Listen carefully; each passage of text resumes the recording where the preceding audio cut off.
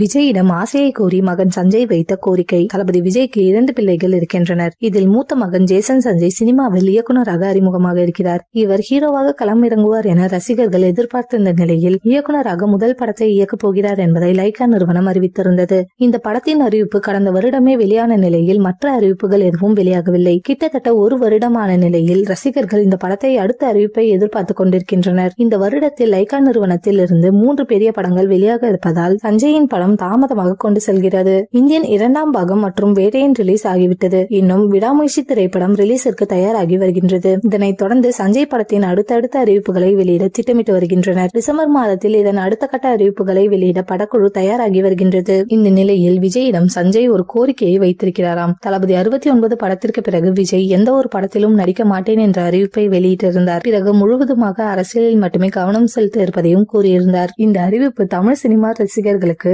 மிகப்பெரிய சோகத்தை கொடுத்திருந்தது. வருடத்திற்கு ஒரு படமாவது நடிக்க வேண்டும் எனவும் கேட்டுக்கொண்டு வந்தனர். அதே போல சஞ்சய்க்கு தனது அப்பா விஜயை வைத்து ஒரு படமாவது இயக்க வேண்டும் என்ற கனவு இருந்து வந்தது. இனிமேல் அப்பா விஜய் நடிக்க மாட்டேன் என்று கூறிவிட்டதால் தனது படத்தில் கெஸ்ட் ரோலில் நடிக்க வைக்க முயற்சி செய்வதாக சொல்லப்படுகிறது. விஜய் நடிக்க சம்மதம் தெரிவித்துவிட்டால் படத்திற்கான எதிர்பார்ப்பு மிகப்பெரிய அளவில் உருவாகிவிடும். மகன் சஞ்சய் படத்தில் விஜய் நடிப்பாரா என்பதை பொறுத்திருந்து பார்ப்போம்.